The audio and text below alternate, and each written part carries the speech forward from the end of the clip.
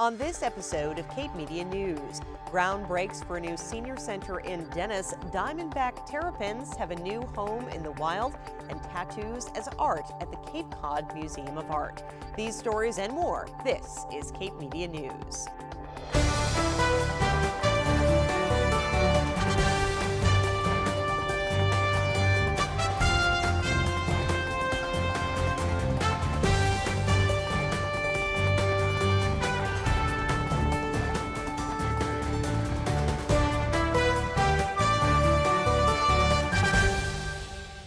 Welcome to Cape Media News. It's Friday, which means a brand new episode. I'm Sarah Colvin, and we have a fantastic show for you today. We're going to show you tattoos as art in Dennis, see ground break for a brand new senior center in Dennis, and learn a little bit about commuting options. It's Smart Transportation Week. We'll start though with news from Cape Cod Community College. There's now a new option for continuing education for 4Cs grads. This week, the college signed an agreement with Curry College that will provide grads with an opportunity to complete their bachelor's degree through Curry College's Division of Continuing Education and Graduate Studies, and it'll save students money too.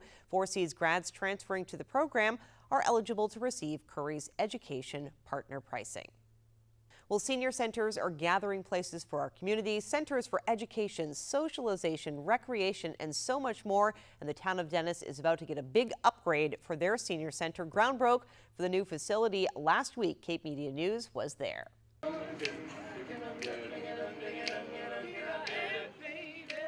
A plan long in the making is becoming a reality. Ground has broken for the new Dennis Senior Center. A celebration, community day, and groundbreaking ceremony was held on Friday, June 22nd. We break this piece of land to mark the beginning of the physical change in this building and the land surrounding it, but we're also changing a culture and the way people perceive aging.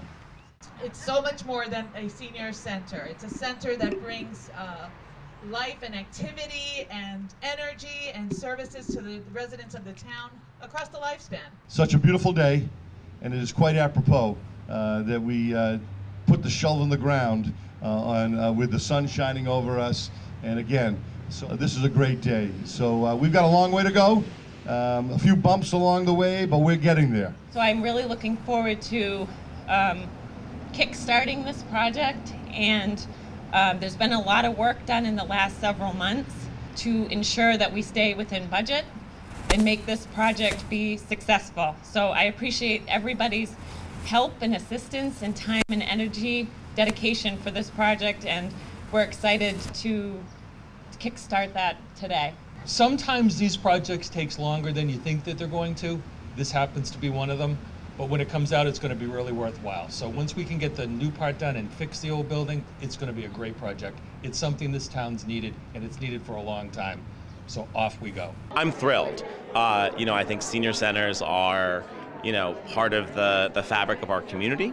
And I think in Dennis, it's long overdue for an upgrade. And I think here today, you see all the different entities and organizations that support older adults and really, I think, help people have meaningful, vibrant lives. And really, entities like this really help keep people going. And I think that's really important, and just thrilled to support Dennis in doing that. Well, it's a home away from home for many seniors. It's a chance for them to get out. There are so many that are alone. They have, the senior center does everything you can possibly think of. I think what we're trying to do here too is seniors today are older, and we're trying to invite the younger seniors into the center to enjoy activities that we hope to create. I happen to be a gerontologist who is running a senior center, and it's a dream come true for me to be able to be part of building it and developing the concept of what services and programs we're going to be able to offer here. So we're starting with dancing and cooking and all kinds of activities that really are meant to instill activity, energy, so folks can just stay vital and live independently for as long as possible. That's what a senior center should be, a hub of activity, social connection, health, and well-being. Repairs and renovations will be underway through the fall. Plan drawings are being finalized, and the Council on Aging hopes construction will begin next spring. For Cape Media News, I'm Sarah Colvin. Up next, a head start for threatened diamondback terrapins.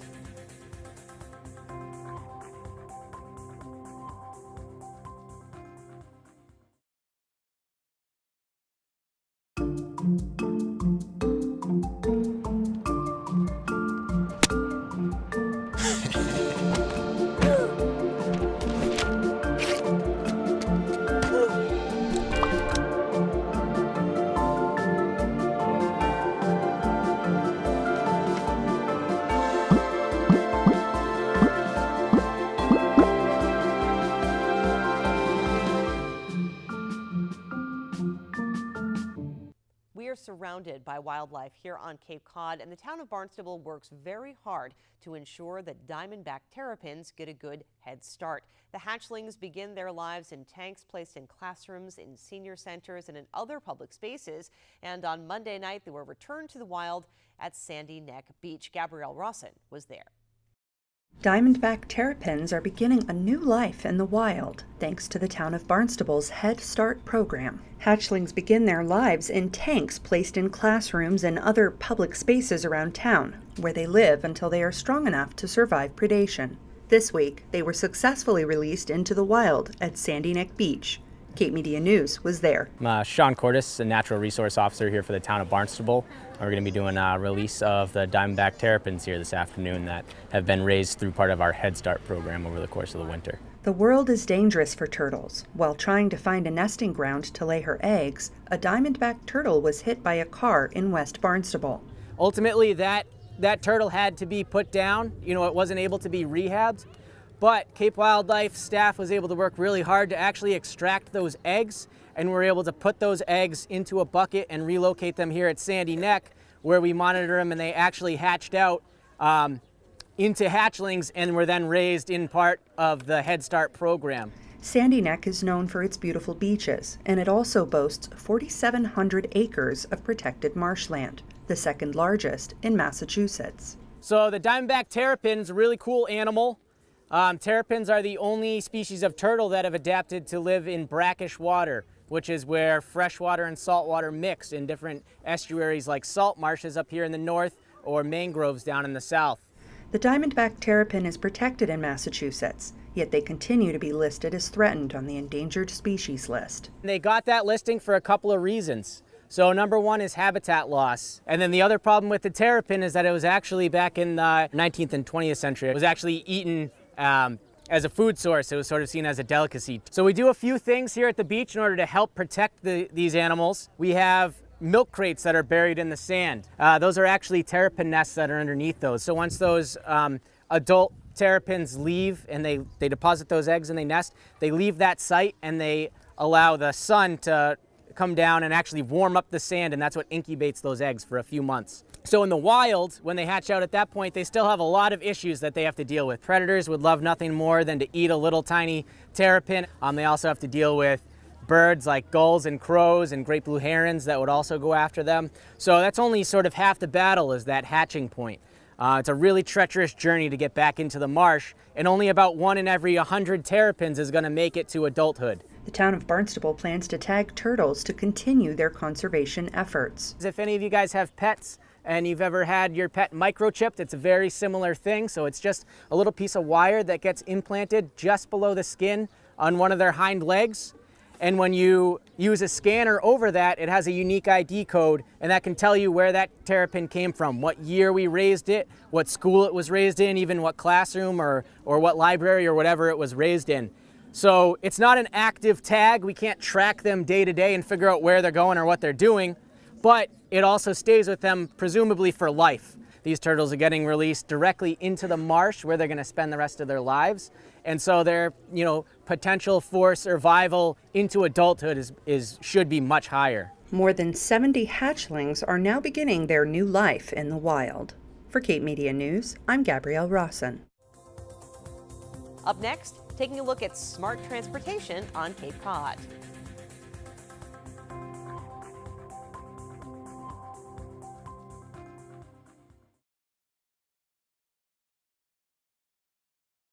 Bye-bye. Hi. Hoping for a crisp breeze to help keep you alert.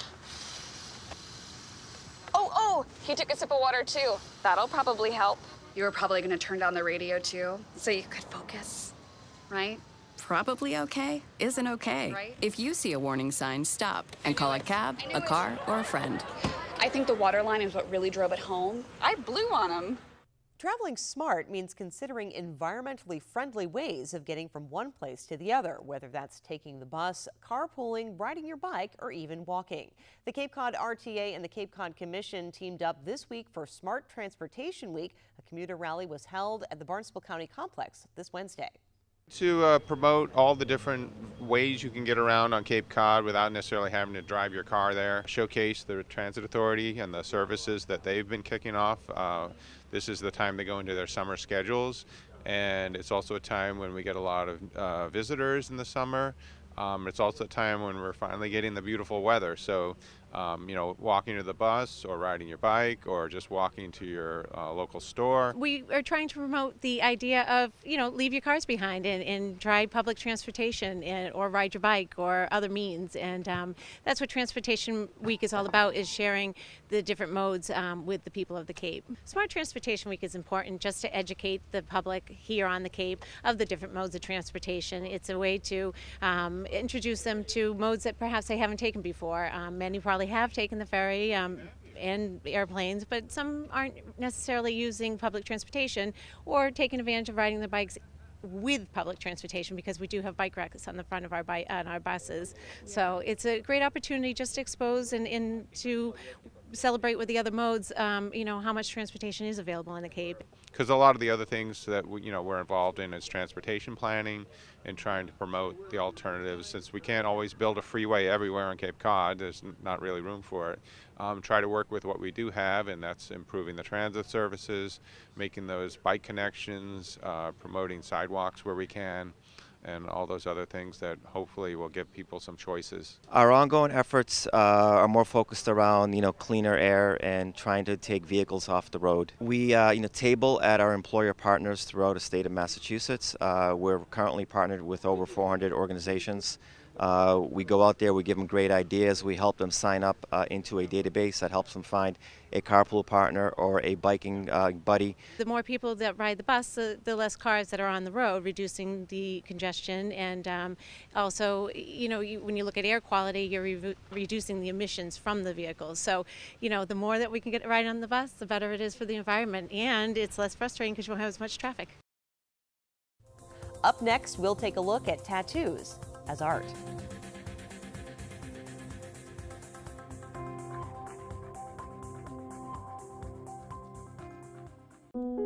Queen is just my everything. His smile did it. His smile, his eyes, his knowledge. My landlord, he decided that he wanted me to move based on the fact that I was transgender.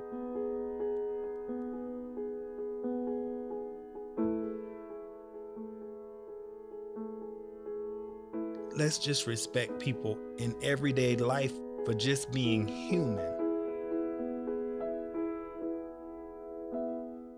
If you're interested in ink, curious about tattoos or body art, you might want to head over to the Cape Cod Museum of Art, where the work of tattoo artist Mark Corliss is on display. An opening reception was held recently that included live models. Cape Media News was there.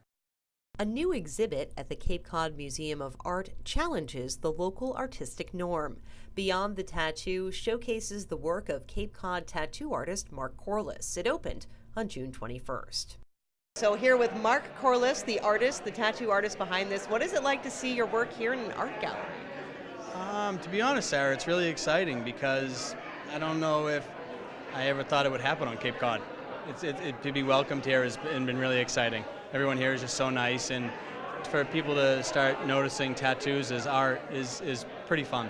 I'm at work at 7 a.m. I start drawing my tattoos at 7. I start tattooing at 11, and I get home to my family at 8 o'clock at night. So for 20 years, I've worked at least 60 hours a week. And then you have my clients who go through the pain, the time, the money, and it's just nice to show the world what's really involved in tattooing, serious tattooing. Not only do you have the pictures on the wall, you've got some live models in here too. Yes, tonight I picked some of my favorite people that I knew would be open to doing this, and the men are wearing traditional fundoji, which, for lack of better terms, is like a thong. So you can actually see their full, body being tattooed. So tell me a little bit about what it feels like to be showing off these very personal, meaningful tattoos in an art gallery. I've never done this before.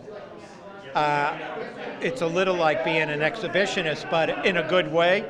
And I've got a lot of compliments, and a lot of women have come up to me and complimented me on my tattoos, and thank God my wife's here tonight.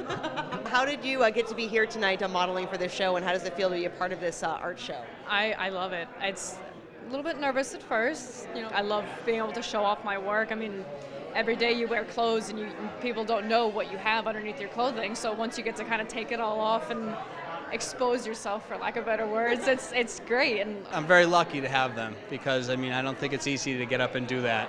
It's definitely not something common on Cape Cod or at the Museum of Art. It reflects art, personal art. He has used their bodies as a canvas, as a painter would use as a canvas. So it's in 3 dimensions. It's been a fascinating thing. And what it does is it exposes the Cape to a much wider view of the world. And sometimes we can be very provincial, but this gives us the opportunity to extend our reach and our vision. But it's not just about art. Mark's project Paper Crane provides women who have undergone mastectomies with free, lifelike nipple tattoos. Basically what we do is as many women as I can handle, I'm giving them free 3D tattoo nipples. Sometimes, bilateral, or sometimes just one side.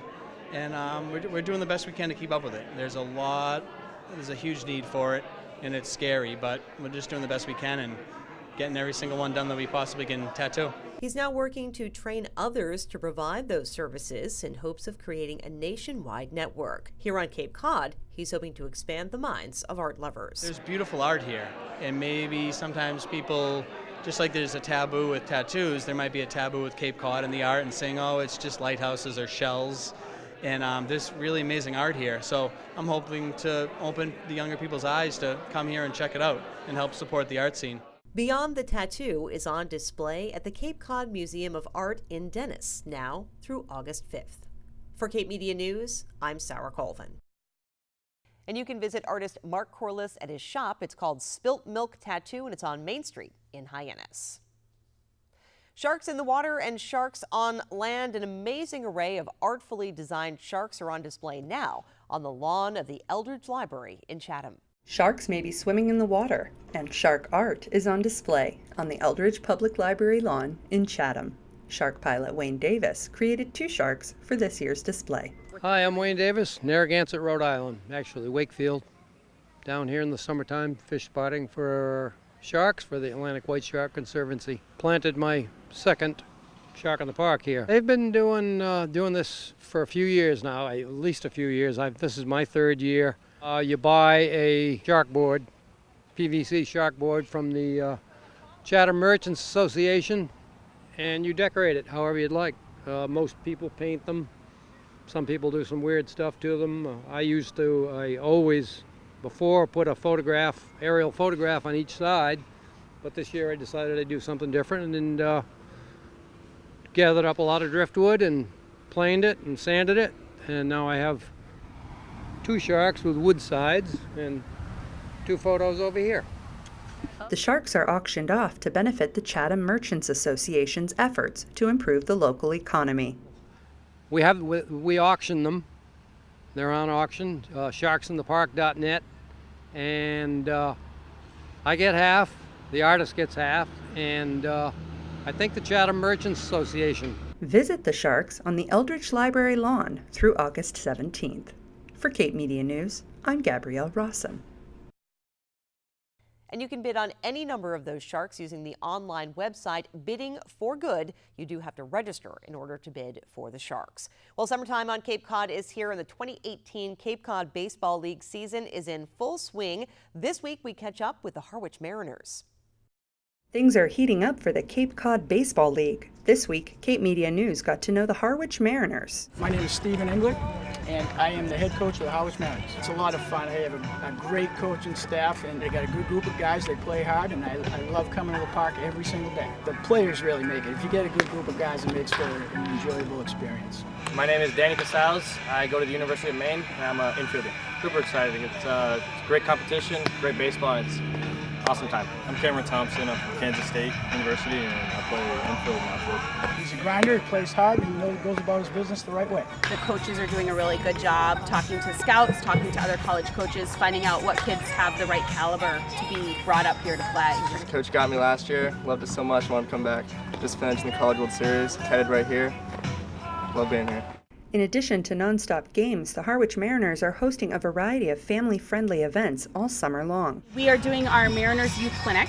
It runs here at White House Field every Monday through Friday, and Coach Gruenberg and Coach Englert together run a great program for the youth.